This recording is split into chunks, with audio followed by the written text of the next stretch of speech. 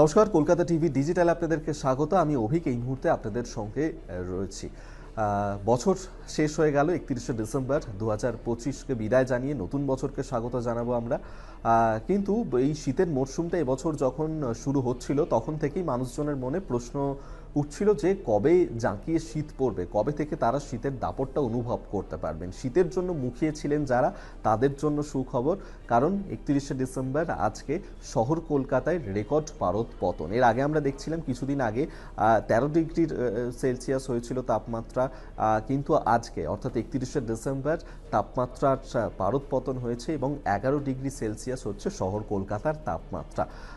সেক্ষেত্রে হাওয়া অফিসের তরফ থেকেও যেমনটা বলা হচ্ছে যে 1 জানুয়ারি 2026 থেকে যদিও তাপমাত্রার পারদ কিছুটা হলেও আবারও ঊর্ধ্বমুখী হবে, তবে যারা শীতের খোঁজে সারা বছর ধরেই পাহাড়ে চলে যান, বরফের সন্ধানে পাহাড়ে ঘুরতে যান, তারা আপাতত এই শীতের আমেজটাকে চুটিয়ে উপভোগ করতে পারবেন। বছর শেষের আনন্দ, বর্ষবরণের আনন্দ, এই দুই আনন্দই কিন্তু এই শীতের আমেজ নিয়েই আপনারা শুরু করতে পারছেন।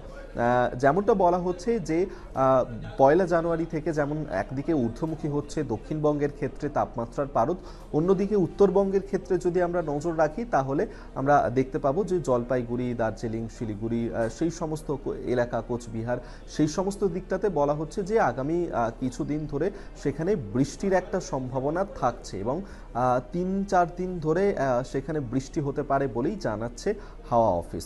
এবং এই বৃষ্টির ফলে সেখানে কিছুটা হলেও শীতের জন্য যে তাপমাত্রার পারদ পতন হবে এবং সেখানেও আপনারা ঠান্ডা অনুভব করতে পারবেন।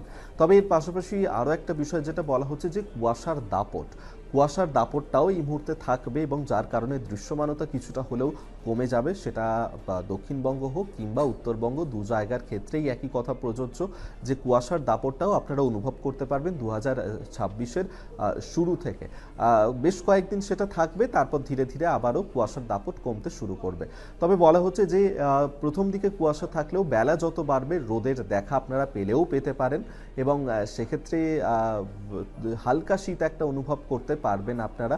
আর এই আবহাওয়াটা কিন্তু বজায় থাকবে আগামী ওই 6-7 দিন পর্যন্ত, এমনটাই জানাচ্ছে হাওয়া অফিস। বাকি আবারও আবহাওয়ার আপডেট কেমন থাকে এবং সেক্ষেত্রে হাওয়া অফিস আর কি জানে সেই নিয়েও আপনাদেরকে আপডেট দিতে থাকবো। আজকের মতো এখানেই শেষ করছি। দেখতে থাকুন কলকাতা টিভি ডিজিটাল, রাত দিন শান্তি।